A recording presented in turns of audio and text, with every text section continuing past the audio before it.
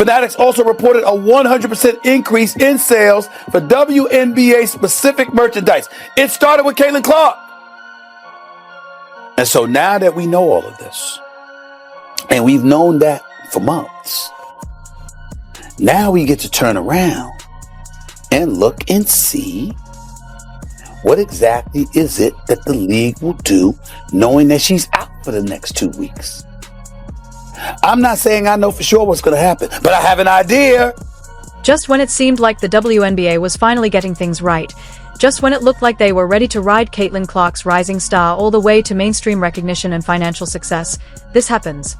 And by this, I mean the injury that has every basketball fan, every sports analyst, and even Stephen A. Smith completely losing it. Unfortunately, though, the celebration in the WNBA, it was cut short yesterday afternoon as WNBA players learned the harsh lesson: be careful what you wish for. Headline at the New York Post: Caitlin Clark sidelined with Indiana Felines announcing shock injury. Keyword: shock. This injury was shocking, but not for reasons that you may think. Caitlin Clark, the player who single-handedly transformed women's basketball from something only your hardcore basketball-loving cousin followed into must-see TV that has people ditching their dinner plans, is now sidelined with a left quad strain. They are saying at least 2 weeks. That's 2 weeks of the WNBA trying to act like losing their biggest star, their golden ticket, their ratings powerhouse, won't send viewership crashing like a house of cards in a hurricane.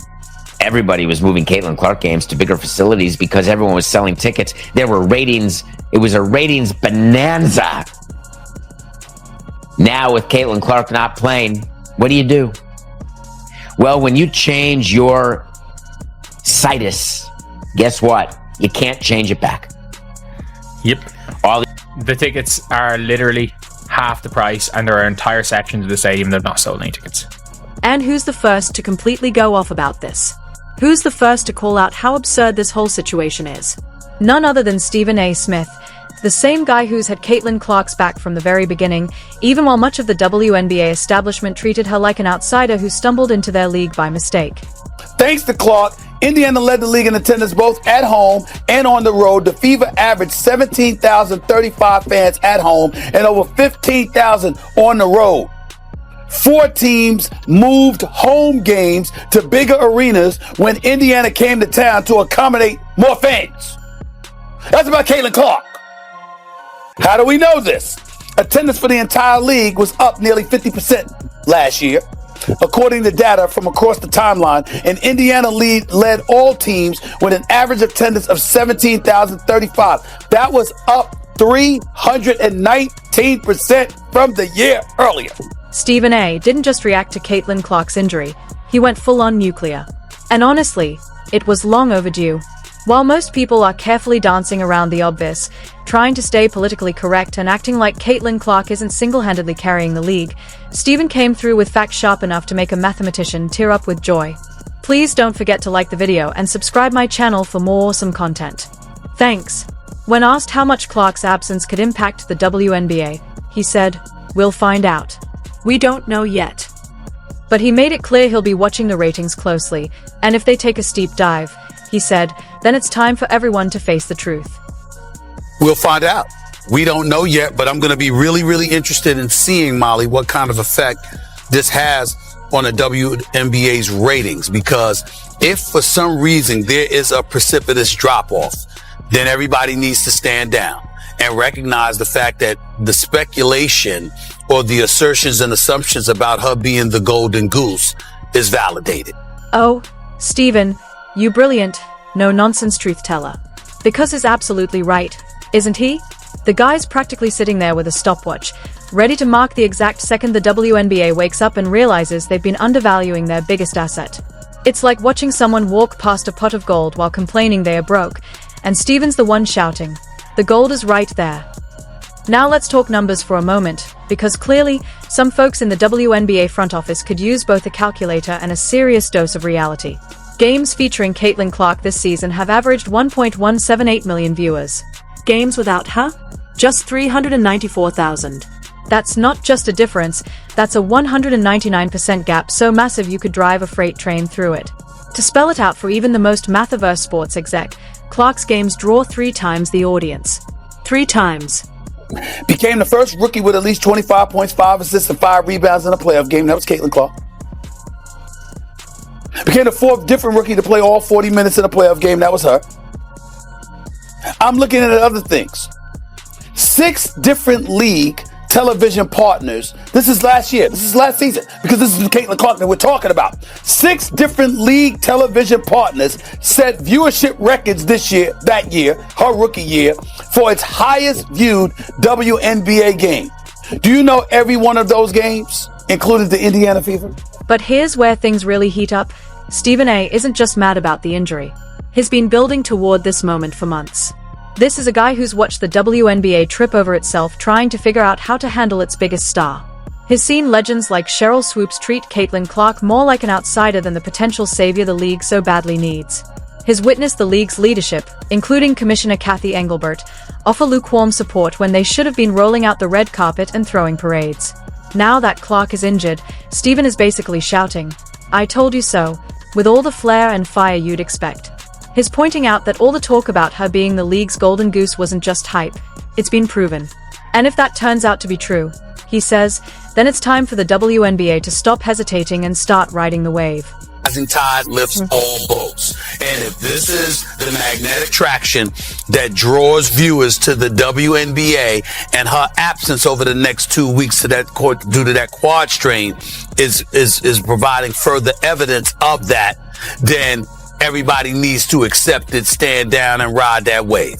I'm going to be really interested in seeing how the ratings are going to look without her over the next 2 weeks. Let's make sure we come back and ask me this exact same question after she's been gone for those 2 weeks. Yeah. Let's rewind for a second and look at how we got here.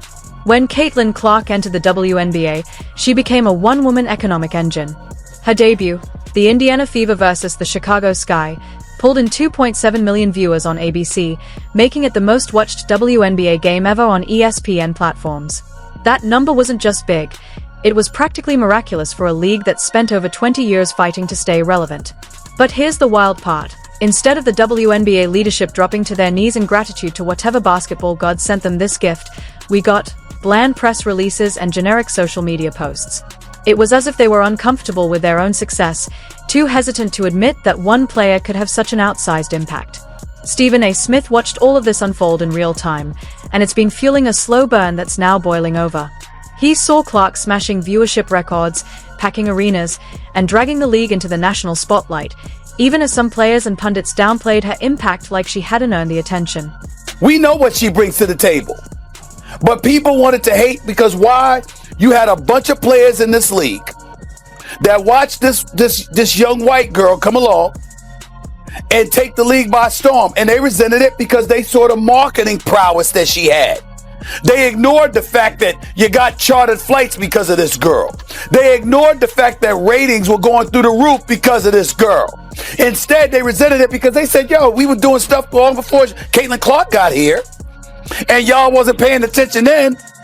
But now the young white girl comes along and y'all want to sit up there and shower all of this praise and all of this attention that was earned before she ever came along. The resentment is understandable, but it's not about Caitlin Clark. It's about what she represents. My point is, grow up. Stephen A. has been standing up for Caitlin Clark against critics who seem more concerned with guarding their own egos than celebrating the wave of attention that's been lifting the entire league.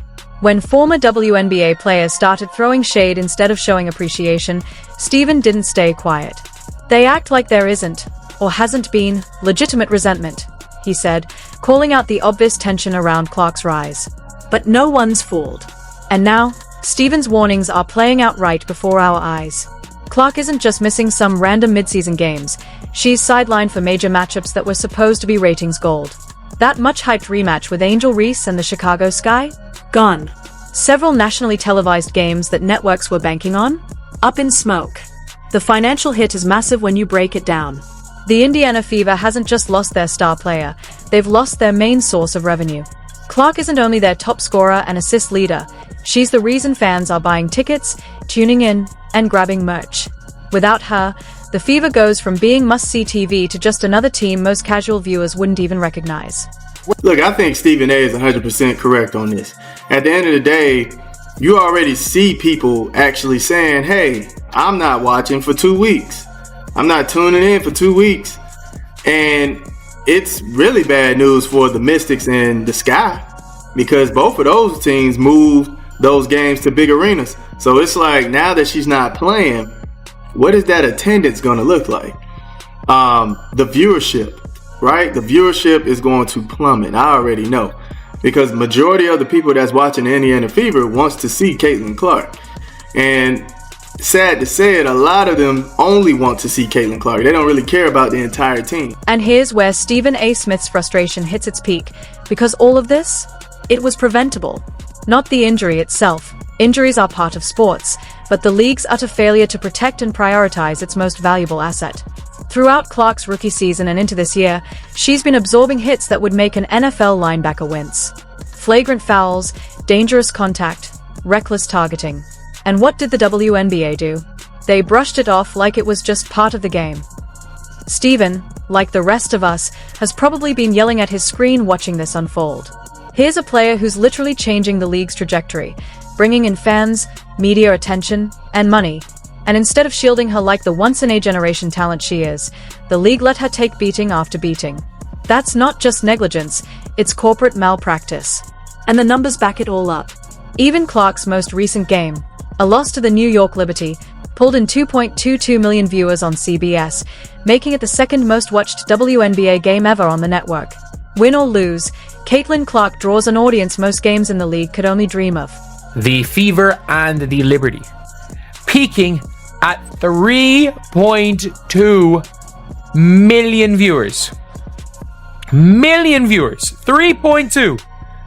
And again, second most viewed game on CBS ever. I have no idea what the most viewed game was ever. Now picture those same primetime slots without Caitlin Clark. Try explaining to TV executives why viewership just nosedived by 200%. Try convincing sponsors that the WNBA is still a solid investment when their biggest attraction is sitting courtside in street clothes. Stephen A. Smith doesn't have to imagine it. He's about to witness it firsthand.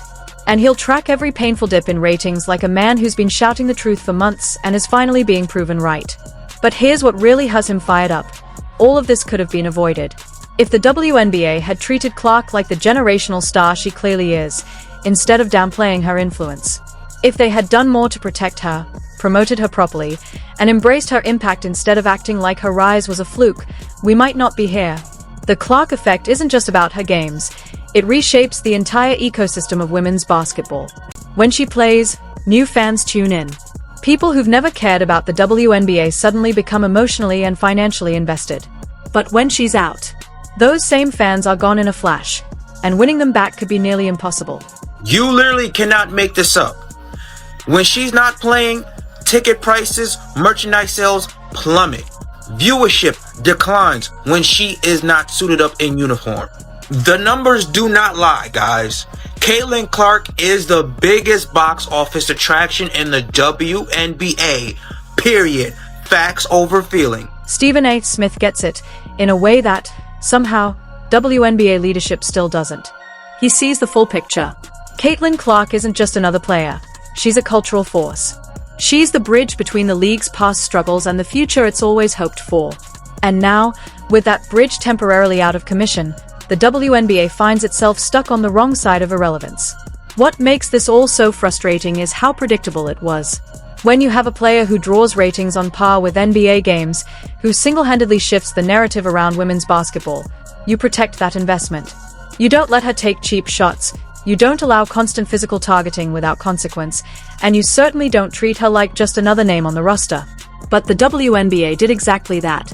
And now Stephen A. is sitting back with the loudest "I told you so" the league's ever heard, one that's likely to echo for weeks.